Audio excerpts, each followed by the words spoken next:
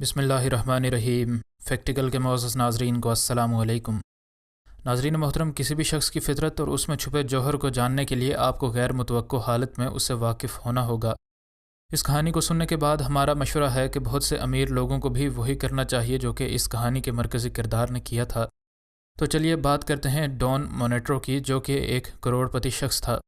ये शख्स स्पेन और उसके मज़ाफ़ात में बहुत से रेस्टोरेंट्स का मालिक था और आज इसी की कहानी हम नाजरीन को सुनाएंगे। लेकिन इससे पहले कि वीडियो को मज़ीद आगे बढ़ाया जाए, अगर आप फैक्टिकल के नए नाजरीन में से हैं तो हमारे चैनल को सब्सक्राइब कर लें। नाजरीन ग्रामी, हुआ कुछ यूँ कि इस शख्स का कैंसर आखिरी स्टेज पर डायग्नोज़ हुआ। उसे जिगर में शदीद दर्द रहता था, मगर अपने रोज़मर्रा की मसरूफियात की वजह से उसने कभी इस दर्द पर ध्यान ही न दिया। और जब उसे कैंसर डायग्नोज़ हुआ तो उस वक्त कोई उम्मीद बाकी न थी कि वो किसी भी तरह से बच सके।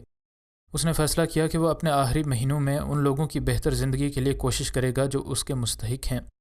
उसने बेघर लोगों की तरह फटे पुराने कपड़े पहने और अपने ही रेस्टोरेंट्स में जाने का फ़ैसला किया, ताकि वो जान सके कि एक भिखारी को देखकर उसके मुलाजमीन का क्या रद्द-ए-अमल होगा। और जिस तरह उन लोगों ने डॉन के साथ बर्ताव किया, उसे देखकर डॉन को बहुत दुख हुआ और उसकी आंखों से आंसू जारी हो गए। वो सबसे पहले जिस रेस्टोरेंट में गया वो पूरे शहर में बहुत मशहूर था। रेस्टोरेंट का मैनेजर उसके पास आया और गुस्से से लाल पीला हो गया और बाकी मुलाजमीन को बोला कि इस भिखारी को फ़ौरन से यहाँ से बाहर निकाल फेंको। डॉन मोनेट्रो ने कहा कि उसे कुछ खाने को दे दें, क्योंकि उसने बहुत दिनों से कुछ भी नहीं खाया। मैनेजर ने उसे मशवरा दिया कि अगर वो नहा धो के अपने गंदे कपड़े बदल ले तो उसे रेस्टोरेंट के पास खड़े होकर लोगों को खाना खाते हुए देखने की इजाज़त होगी। उसने मज़ीद कहा कि तुम्हारे लेवल के लोग यहाँ कभी भी कुछ भी नहीं खा सकते।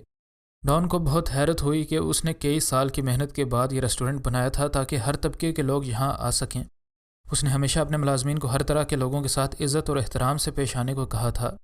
उसने चंद मिनट यहाँ पर मज़ीद इंतज़ार किया कि शायद रेस्टोरेंट के दूसरे वर्कर्स उसकी मदद कर दें, लेकिन हालात इससे भी बुरे होते गए। चंद मिनट बाद एक शेफ़ आकर उस पर चिल्लाने लगा कि अगर तुम भूखे हो तो रेस्टोरेंट के पीछे चले जाओ, वहाँ मैंने कल का बचा खाना फेंका है, वो खा लो।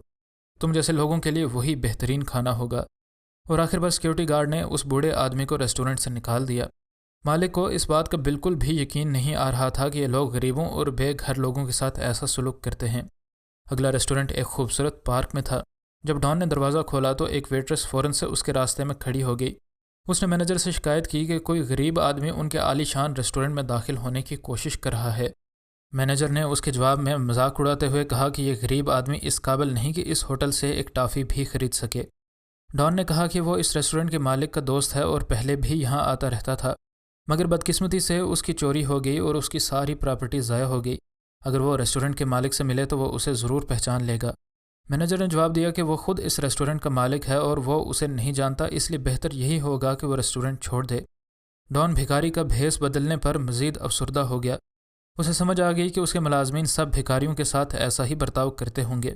वो काफ़ी देर गलियों में घूमता रहा और सोचता रहा कि उसकी मैनेजमेंट में कहाँ कोई कमी रह गई, जिसकी वजह से उसके मुलाजमीन में इस कदर गुरूर आ गया है।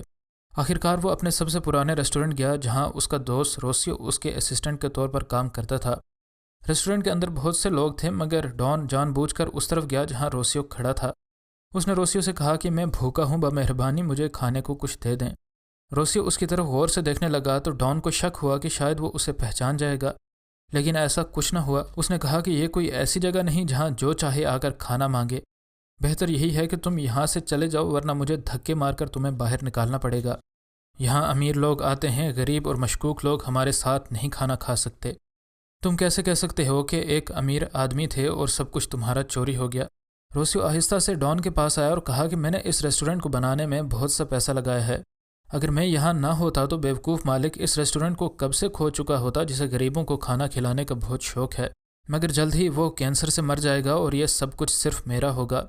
डॉन को इतना दुख हुआ कि उसने फ़ौरन से वो होटल छोड़ दिया। रोज़िया वो आदमी था जिस पर वो सबसे ज़्यादा यकीन करता था। वहाँ से निकलने के बाद डॉन ने अपने दूसरे होटल्स का भी जायज़ा लेने का सोचा और वो हैरान था कि हर तरफ यही सूरत हाल थी। आखिरी रेस्टोरेंट शहर के करीब ही था, जिसके इर्द गिर्द खूबसूरत सब्ज़ घास और एक झील भी मौजूद थी, जिसकी वजह से वहाँ रश भी बहुत ज़्यादा था। डॉन को यकीन था कि बाकी होटल्स की तरह यहाँ भी उसके साथ कुछ अच्छा सलूक नहीं होगा, मगर जब वो गेट से दाखिल हुआ तो एक सिक्योरिटी गार्ड ने उसका इस्तकबाल किया।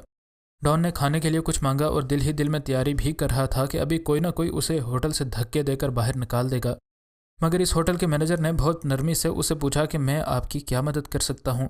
ڈان نے اسے بتایا کہ کیسے اسے ہر ہوٹل سے بے عزت کر کے نکالا گیا ہے۔ مینیجر نے اسے کافی ہمدردانہ لہجے میں کہا کہ آپ کھانا شروع ہونے کا تھوڑا انتظار کریں۔ لہٰذا ڈان باہر بیٹھ کر انتظار کرنے لگا اور وہاں بیٹھے بیٹھے اسے 1 گھنٹہ اور 30 منٹ ہو گئے۔ اسے سمجھ آ گئی کہ مینیجر نے اسے نرمی سے کک آؤٹ کرنے کی کوشش کی ہے، اس لیے وہ اٹھ کر جانے لگا۔ مینیجر نے اسے جاتا دیکھ لیا اور روک کر اندر آنے کو کہا۔ ہوٹل میں ایک کونے پر ایک میز پر ہر طرح کا کھانا رکھا گیا تھا اور ڈان جو اس وقت ایک بے گھر شخص کی حالت میں تھا وہاں بیٹھ گیا اور ہوٹل کا مینیجر بھی اس کے ساتھ بیٹھ گیا اور اسے اپنی کہانی سنانے لگا۔ اس نے بتایا کہ میرا نام مٹیو ہے، مجھے یہاں کام کرتے ہوئے 1 سال ہوا ہے، میں ایک کامیاب بزنس مین تھا۔ ایک دن میری کار کا ایکسیڈنٹ ہو گیا جس میں میں نے سب کچھ کھو دیا۔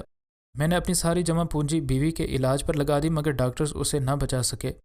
اس کے بعد میں نے شراب پینی شروع کر دی۔ ایک دن میں اس ہوٹل میں آیا اور کھانے کے لیے کچھ مانگا۔